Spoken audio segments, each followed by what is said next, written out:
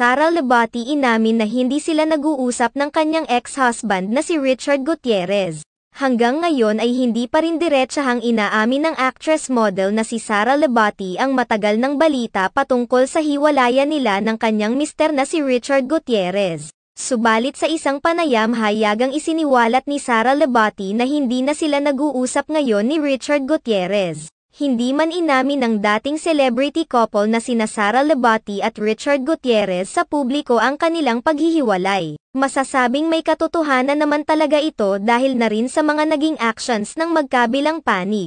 Samantala, sa isang panayam kay Sara Lebati inamin nito na hindi na sila nag-uusap ngayon ng kanyang estranged husband na si Richard Gutierrez. Hindi na rin umano sila nagsasama sa iisang bahay at maging sa pagpapalaki sa kanilang dalawang anak na sina Zion at Kai. Aminado rin si Sara Lebati na hindi man magiging madali para sa kanyang dalawang anak ang sitwasyon nila ngayon. Iginiit niya na naroon naman siya para sa kanyang mga anak at ginagawa niya ang lahat para maging maayos ang mga ito. Sa kabila naman umano ng kanilang sitwasyon ngayon, kahit hindi umano ito ang pinapangarap nilang pamilya na ibibigay nila sa kanilang mga anak, sinisiguro naman umano nila ni Richard Gutierrez na magiging mabuti silang magulang para sa kanilang mga anak. Ipinahayag pa ni Sara Lebati na ang kapakanan ni Zion at Kai ang una nilang isinaalang-alang ni Richard Gutierrez sa lahat ng desisyon na gagawin nila. Ayon pa kay Sara Lebati, alam niya hindi ideal para sa kanyang dalawang anak na sina Zion at Kai subalit, ganoon talaga ang buhay at magiging maayos rin umano ang mga ito sa kanilang sitwasyon ngayon.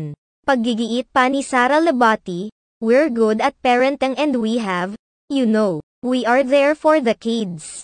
Naitanong rin kay Sara Lebati ang patungkol sa mga pambabatikos at mga negatibong komento na natanggap niya mula sa mga netizens kabilang na ang pagiging maluho at waldasera kung saan tinatawag siyang patron saint ng mga waldas. Ayon kay Sara hindi na lamang niya pinapansin ang mga ito at dinidedma na lamang ang lahat dahil kung iintindihin niya ang lahat ng mga natatanggap niyang pambabatikos ay puputi lamang ang kanyang buhok at hindi na siya magiging masaya.